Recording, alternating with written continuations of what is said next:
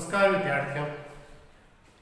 हम हिंदी साहित्य में हिंदी साहित्य का जो आधुनिक काल है, हिंदी साहित्य के बारे में जो संक्षिप्त इतिहास पढ़ रहे हैं, जो 16 नंबर का चैप्टर है या 16 नंबर का जो भाग है उसकी तैयारी कर रहे हैं। हमने काव्य के बारे में हिंदी साहित्य के आधुनिक काव्य के बारे में चर्चा की है, जिसमें पहले भारतेंदु युग, द्विवेदी युग, छायावाद, प्रगतिवाद, प्रयोगवाद, नई कविता, साठोत्तर, जिससे 2 प्रश्न हमने उसकी तैयारी की हमने। उसके बाद हमने अंतर पूछा जाता है, जो गद्य की विधाएँ होती है उन विधाओं में अंतर पूछा जाता है, चाहे जीवनी और उपन्यास में पूछा जाए, आत्मकथा में पूछा जाए, कहानी में पूछा जाए, नाटक में पूछा जाए, आपस में किसी न किसी का अंतर पूछा जाएगा, और वो मैंने आपको बताने की कोशिश की थी। अब ये जो चौथा प्रश्न है, ये आएगा गद्य में कौन से जो कहानीकार, उपन्यासकार, एकांकिकार, इनके बारे में। अब जो प्रसिद्ध है उनके बारे में हम पढ़ सकते हैं, ऐसे तो बहुत सारे हैं, इतिहास अथाह होता है, आपको पता है, अनंत होता है, लेकिन जो महत्वपूर्ण है, जो हमें लगते हैं कि ये तो आने चाहिए, पहले स्थान इनका होना ही, क्योंकि इन्होंने बहुत सारा योगदान दिया अपने जीवन काल में इस हिंदी साहित्य के, तो उनको कैसे भुला सकते हैं। तो इसीलिए हम प्रेमचंद जी का नाम सब जानते हैं, मुंशी प्रेमचंद सब जानते हैं, किसी को इनके परिचय की आवश्यकता नहीं, बताने की आवश्यकता नहीं को। लेकिन यहाँ बताने से ऐसे नहीं है, अब इनके बारे में जानने से ऐसे नहीं है, इन्होंने क्या योगदान दिया ये जानना जरूरी है, क्योंकि प्रश्न इसी से पूछे जाएगा कि प्रेमचंद जी अब उपन्यास सम्राट है, तो पूछेंगे उपन्यास में इनका क्या योगदान है, या प्रेमचंद कालीन उपन्यास के बारे में। तो प्रश्न जब ऐसे बनता है तो फिर प्रेमचंद जी के बारे में, उपन्यास के बारे में, कौन सा उपन्यास कर रहे हैं तो उपन्यास के बारे में जानना जरूरी है। किसी एक लेखक की, उपन्यासकार की रचनाएं पढ़ना आसान है, लेकिन जैसे जैसे हम कई उपन्यासकारों के बारे में जानते जाते हैं, कई साहित्यकारों में जानते जाते हैं, फिर वो मिक्सिंग होनी शुरू हो जाती है, उनकी रचनाएं आपस में मिलनी शुरू हो जाती है।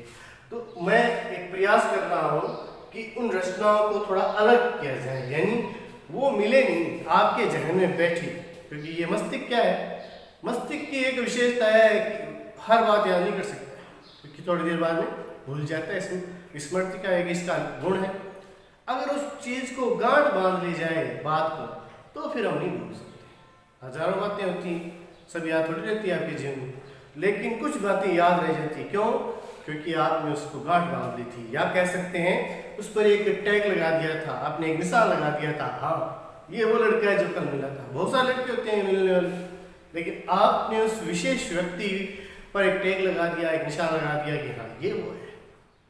यही इन रचनाओं में, अब रचनाओं को हमें बांधना पड़ेगा एक सुसंगठित ढंग से, और सुसंगठित ढंग से बांध दिया तो ये याद रहती है। अपना अगर ये प्रश्न आ जाए तो फिर ये नंबर भी पक्के लग जाते हैं। पहले हम प्रेमचंद जी के उपन्यास के बारे में बात करते हैं। हमें पता है ये उपन्यास सम्राट कहा जाता है, आपको ये भी पता है इनका जन्म 1880 में हुआ है। वो चीजें बताना जब जरूरत पड़ेगा तब बताएंगे हम, जिनके पाठ में से पढ़ेंगे तब, लेकिन अभी इनका जो मेन उद्देश्य है साहित्य में योगदान वो पढ़ रहे हैं। देखिए अब याद कैसे करें उपन्यास, तो देखिए प्रेम से रंग का नीर, प्रेम से रंग का नीर बनकर मंगल दान करो। क्या करना है? प्रेम से रंग का नीर बनकर मंगल दान करो। तो यहाँ प्रेम क्या है? या प्रेम से मतलब है प्रेमाश्रय, प्रेमा प्रतिज्ञा, ये जो इनके उपन्यास है वो याद करना है।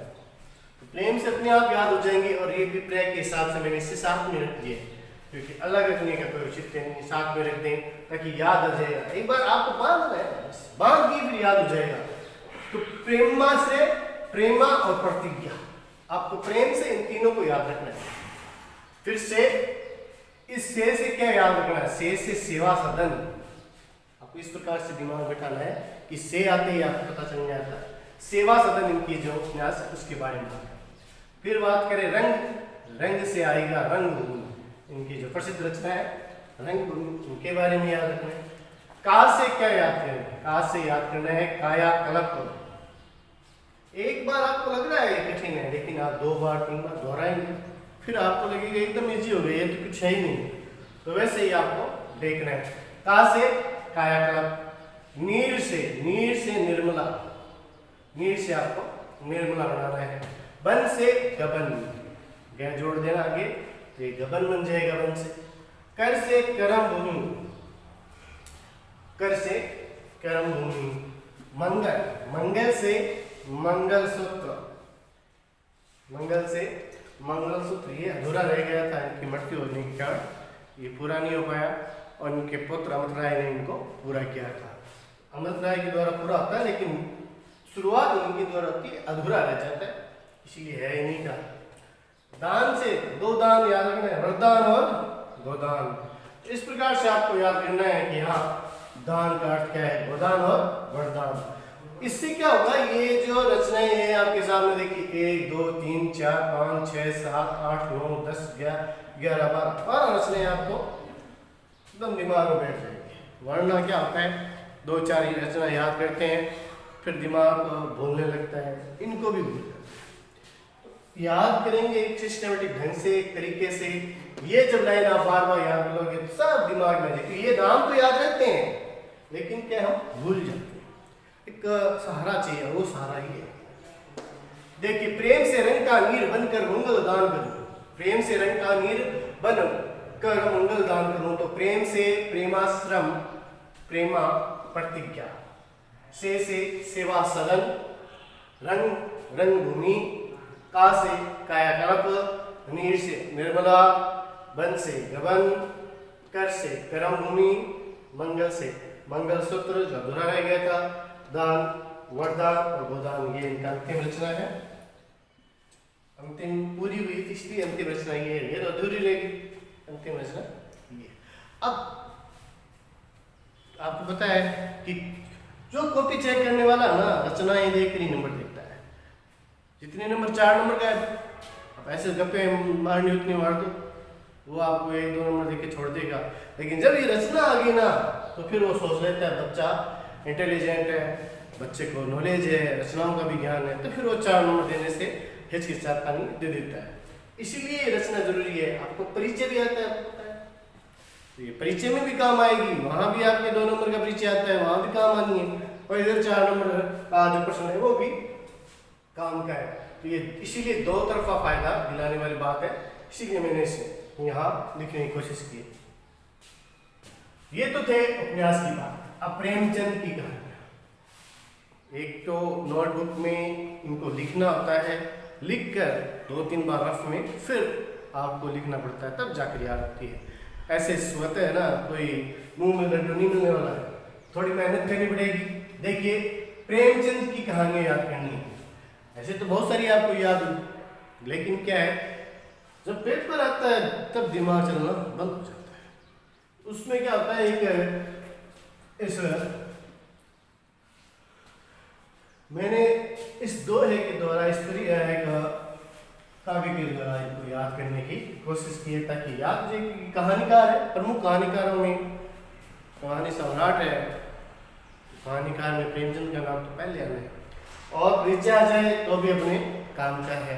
प्रमुख कहानियों को हमने एक है मुंशी की कहानी, पता चल जाएगा किसकी बात करें। मुंशी कौन है? प्रेमचंद, मुंशी प्रेमचंद, उनकी कहानी की चर्चा हुई है। मुंशी की कहानी कुएं में गुल्ली डंडा, तो अब कुएं में गुल्ली डंडा इसका मतलब क्या हो जाएगा?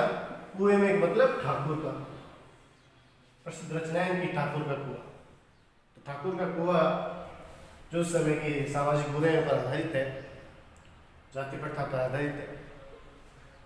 गुल्ली डंडा ये तो आपके बारहवीं क्लास में आज भी एक कहानी है ये। फिर 2 निकल गई कुएं से, ठाकुर का कुआं, गुल्ली डंडा खुद नाम है ही। ताइवान, ताइवान से तावान याद रखते हैं, को हटा देना, ताइवान से तावान, ये भी इनकी कहानी है। दूध, दूध का दाना, दूध से दूध का दाम। ये पांच से पंच में से पांच में से चौपाल होती है पंचों का, पंच परमेश्वर कहा जाता है। उसी पर आता है तो पंच परमेश्वर। रात में, तो रात में कौन सी रात है? पूस की रात। इस रात की बात करें, पूस की रात।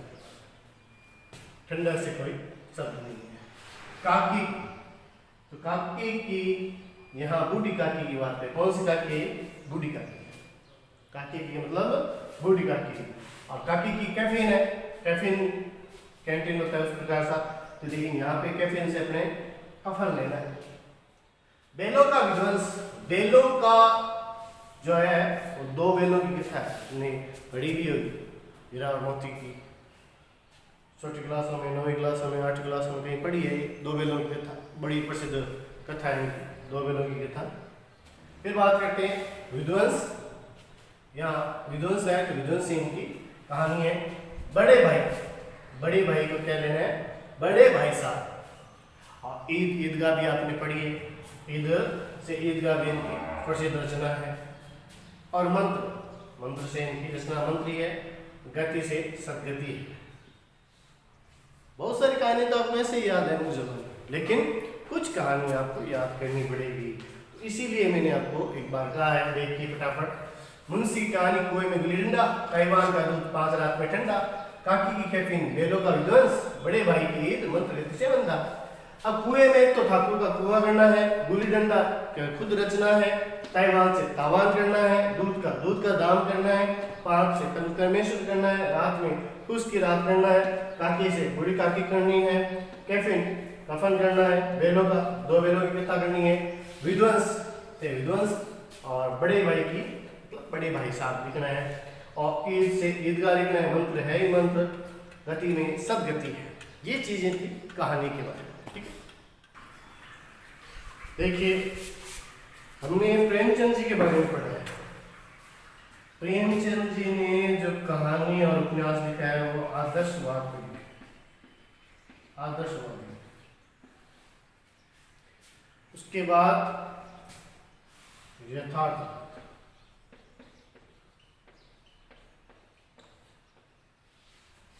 और फिर बन गया उनका यथार्थ आदर्शमुखी या यथार्थ आदर्शवादी, साथ में हो गया। अब क्या है आदर्शवादी, क्या है यथार्थवादी? आदर्श का मतलब होता है जिसमें आप कोई आदर्श को लेकर कोई कहानी या उपन्यास लिखते हो। आदर्श क्या होता है? सच्चाई है, ईमानदारी है, प्रेम है, कर्तव्य निष्ठा है, देशभक्ति है, जो अच्छी अच्छी बातें होती है वो आदर्श कहते हैं। शुरुआत उनकी तरफ रुझा। फिर जो यथार्थ आदर्शवादी, यथार्थ आदर्श तो होना चाहिए, लेकिन यथार्थ मतलब आज के युग में क्या बातें हैं।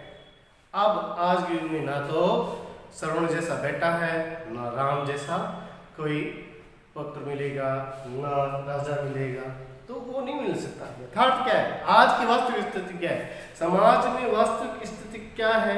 समाज में क्या चल रहा है? क्या तकलीफ है? क्या परेशानी है? आज के युग में जो वास्तविक स्थिति होगी वही लिखेंगे। तो वो यथार्थवादी आदर्शमुखी उन्होंने लिखा था। अगर ये बात आई तो प्रेमचंद जी का नाम आता है। लेकिन आंचलिक कहानियों में, आंचलिक उपन्यास के बारे में,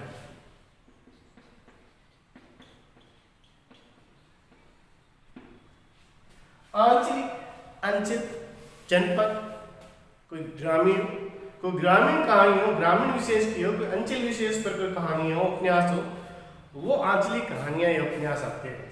क्योंकि उसमें वहाँ की जो वेशभूषा होगी, वहाँ का एक खान पान होगा, वहाँ की बोली होगी, जिस ग्रामीण अंचल की बात हो रही है तो उस जैसी भाषा होनी चाहिए, उस जैसी वेशभूषा, खान पान, रहन सहन, वातावरण वहाँ का होना चाहिए।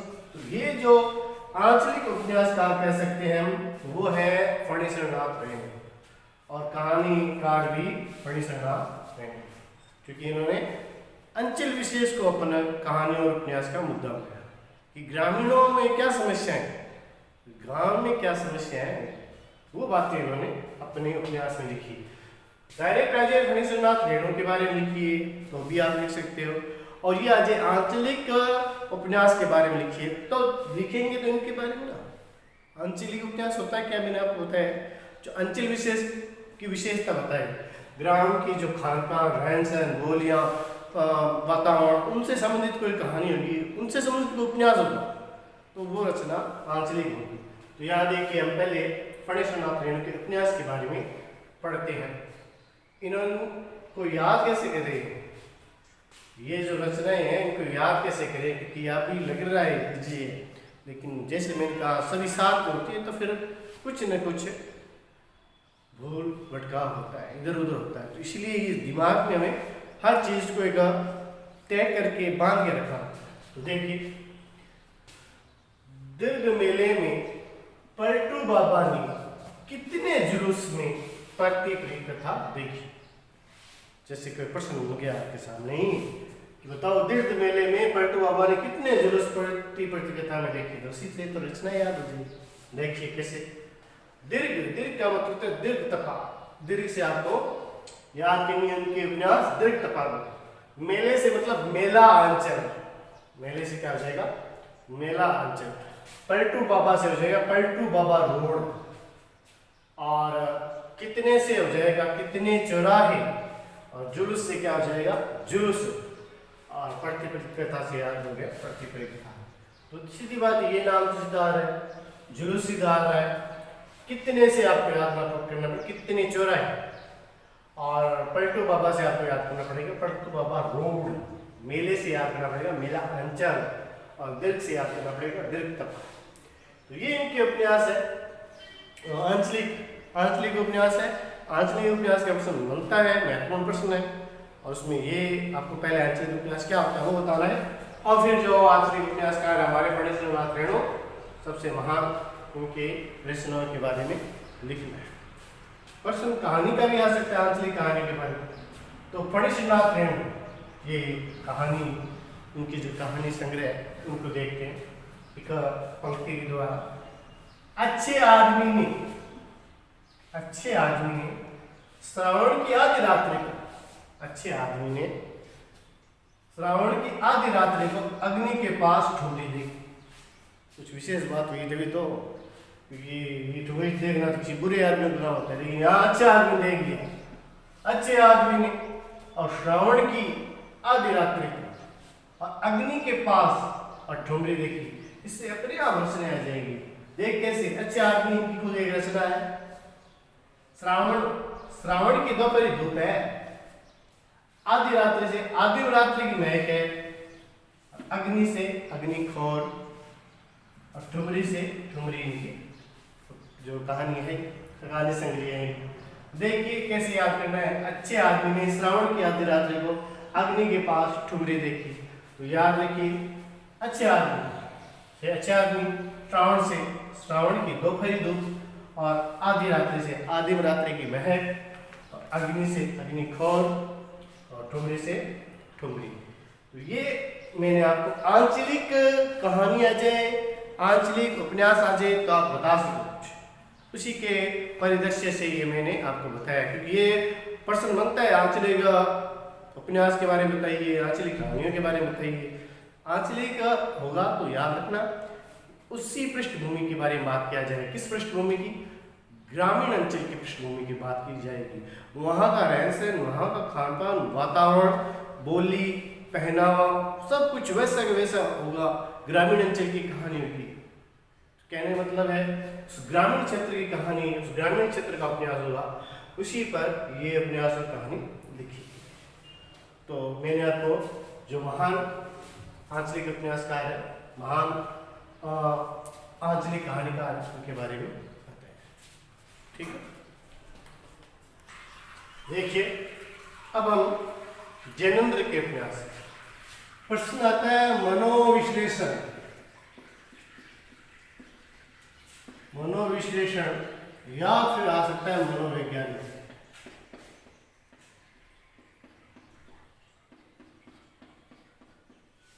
या तो मनोविश्लेषण या मनोवैज्ञानिक। मनोवैज्ञानिक है भाग मनोविश्लेषण। तो मनोवैज्ञानिक उपन्यासकारों के बारे में बताइए, मनोवैज्ञानिक उपन्यास कहानियों के बारे में बताइए। या विश्लेषण मनोविश्लेषणवादी उपन्यास के बारे में बताइए, या मनोविश्लेषणवादी कहानियों के बारे में बताइए, ये प्रश्न आता है। और इसमें नाम आता है अपना जैनेंद्र का, प्रमुख है जैनेंद्र ने इसी को मध्य नजर रखते हुए जो अपनी उपन्यास और कहानी लिखी। अब बात करते हैं मनोवैज्ञानिक या मनोविश्लेषणवादी जो कहानियां है उपन्यास ही होता है। देखो, मनोवैज्ञानिक और मनोविश्लेषण, मनोवैज्ञानिक का मतलब है कि कोई कार्य करते हैं तो हमारे हृदय में या मन में क्या भाव विचार आते हैं, क्या हम कैसी स्थिति में होते हैं, हमारे हृदय में क्या विचार, व्यवहार में क्या परिवर्तन होता है। तो कैसी स्थिति में कैसा व्यवहार परिवर्तन होता है उसको दिखाना। दुख में कैसी स्थिति है, सुख में कैसी स्थिति है, चोरी करते हुए हमारे हृदय में क्या हाव भाव आता है, प्रेम करते हुए हमारे हृदय में क्या हाव भाव आ रहे हैं, हत्या करते हुए हमारे हृदय में क्या हाव भाव आते हैं, या कोई भी जो बुराई है या अच्छाई है करते हुए हमारे हृदय में परिवर्तन कैसे हो। तो मन को जानना, मन को प्रकट करना, ये बात है। अब मनोविश्लेषणवादी, अब इसमें क्या है, काम प्रवृत्ति थी मन की, जो दमित इच्छाएं, कुंठाएं, विचारधाराएं थी, उनको प्रकट करना कि अनेक प्रकार की निराशाओं, अनेक प्रकार के तकलीफों, परेशानियों से हृदय में अनेक प्रकार की इच्छाएं दमित रह जाती है, इच्छाएं दबी रह जाती है। अब उनको अपनी कहानियों के माध्यम से, अपने उपन्यासों के माध्यम से उन्होंने बताया है।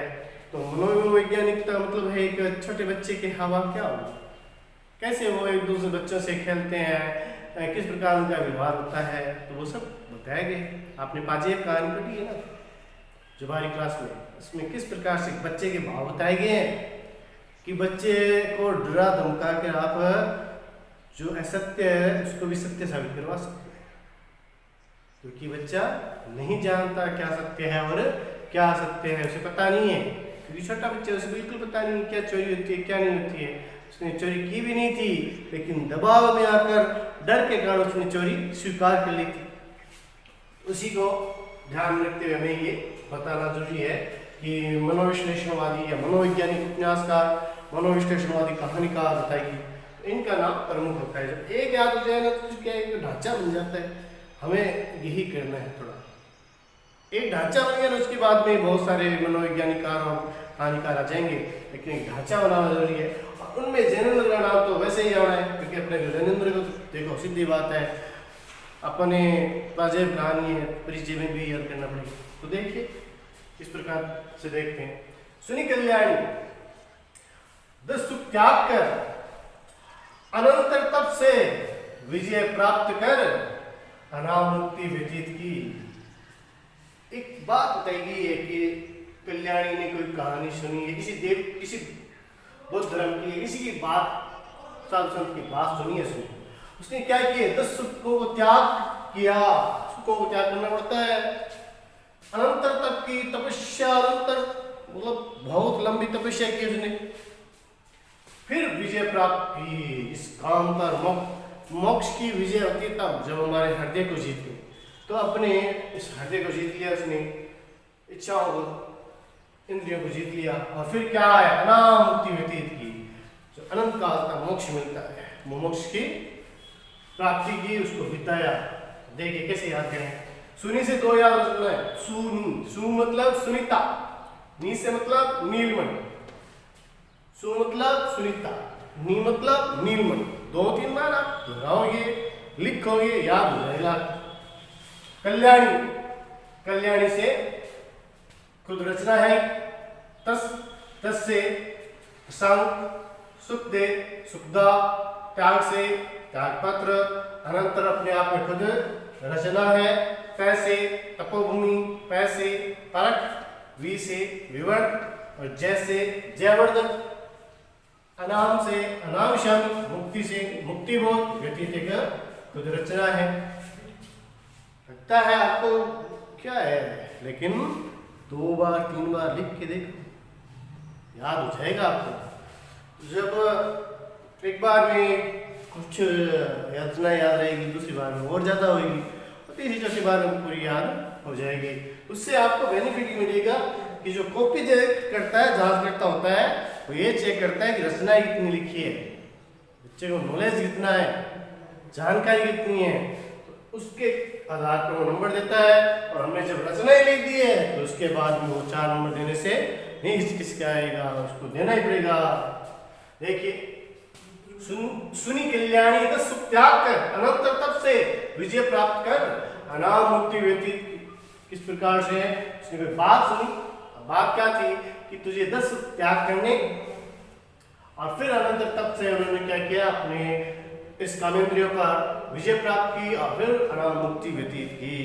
देखिए, सुनी सुनीता, नी से नीलमणि, कल्याणी कल्याणी से कल्याणी, दस से दशांक, सुख से शुद्धता, त्याग से त्यागपत्र, अनंतर से अनंतर, कैसे तपोभूमि, पैसे परक, वी से विवर्त, जैसे जयवर्धन, अनाम से अनामशामी, मुक्ति से मुक्तिबोध, व्यतीत से व्यतीत। एक दो बार आप दोहरान करो, एक बार फिर देखते हैं। सुनी कल्याणी दस सुख त्याग कर अनंतर तप से विजय प्राप्त कर अनाम मुक्ति व्यतीत की। सु से सुनीता, नी से नीलवड़ी, कल्याणी से कल्याणी, दस से दशांक, सुख से शुद्धा, त्याग से त्यागपत्र, अनंतर से अनंतर, तप से तपोभूमि, पर से परक, वी से विवर्त, जैसे जयवर्धन, अनाम से अनामशामी, मुक्ति से मुक्तिबोध, व्यतीत से व्यतीत। अब हम जैनेंद्र की जो कहानी है उनको पढ़ते हैं। उन्होंने किस प्रकार से जो मनोविश्लेषणवादी मनोवैज्ञानिक कहानियां लिखी है, अजय जैसी महान मनोवैज्ञानिक है, बच्चे की मनोस्थिति के बारे में प्रकट करे, क्या बच्चा सोचता है, क्या कर सकता है, किस प्रकार से वो सत्य असत्य को पहचान नहीं पाता है और डर और भय के कारण वो कह सकते हैं अपने विचारों को बदल लेता है। देखिए, मास्टर साहब जानवी को कहानी सुनाते हुए कहा या कहते हैं, मास्टर साहब जानवी को कहानी सुनाते हुए कहते हैं कि मास्टर साहब जानवी को कहानी सुना रहे, और क्या कहानी सुनाते हैं कि एक दिन व एक रात, एक दिन व एक रात दो चिड़िया, एक दिन एक रात दो चिड़िया वातायन पर बैठकर अपने भाग्य का खेल देखा कि भाग्य कैसा होता है, भाग्य का खेल कैसा होता है। तो भाग्य का खेल देखा कैसे कि ध्रुव देश के बाहुबली जैन नीलम देश की राजकन्या को फांसी देकर हत्या कर दी। राजकन्या का उसने किस प्रकार से हत्या कर दी। इसका मतलब क्या है, भाग्य का खेल है। तो भाग्य के बारे में बताया है, कल तक जो सुख मिला दुख में बदलित हो जाता है। मास्टर साहब जानवी को कहानी सुनाते हुए कहते हैं कि एक दिन एक रात दो चिड़िया वातायन में बैठकर अपने भाग्य का खेल देखा कि ध्रुव देश के बाहुबली जय ने नीलम देश की राजकन्या को फांसी देकर हत्या कर दी।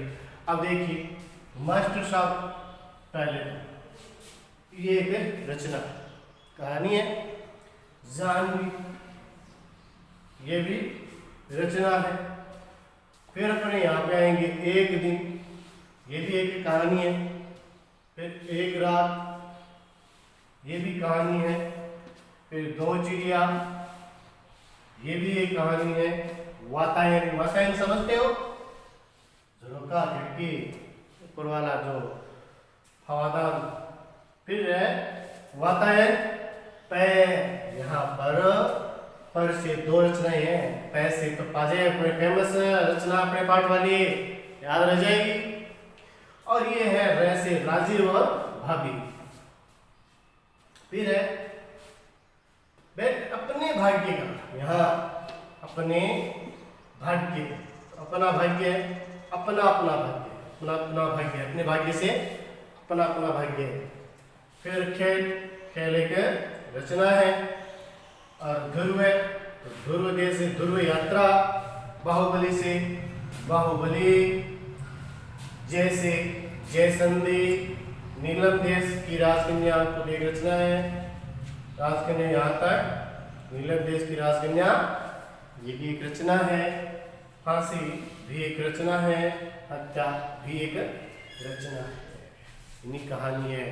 देखिए, फिर मास्टर साहब जानवी को कहानी सुनाते हुए कहते हैं कि एक दिन व एक रात दो चिड़िया वातायन में बैठकर अपने भाग्य का खेल देखा। कि ध्रुव देश के बाहुबली जय ने नीलम देश की राजकन्या को फांसी देकर हत्या कर दी। इस प्रकार से कहानी के रूप में हमने याद किया है, इतनी सारी रचनाएं याद की है। देखिए मास्टर साहब से मास्टर साहब हो जाएगा, जानवी से जानवी रचना है, एक दिन से एक दिन की, एक रात से एक रात, दो चिड़िया, वातायन वातायन। यहाँ पर से थोड़ा सा याद रखना पड़ेगा, पैर से पाजेब, रह से राजीव और भाभी, अपने भाग्य से अपना अपना भाग्य, ये थोड़ा याद रखना पड़ेगा। खेल, ध्रुव देश से ध्रुव यात्रा याद रखना पड़ेगा। बाहुबली जय से जयसंधि याद रखना पड़ेगा। नीलम देश की राजकन्या, फांसी हत्या, ये इस प्रकार से याद करना। ठीक है।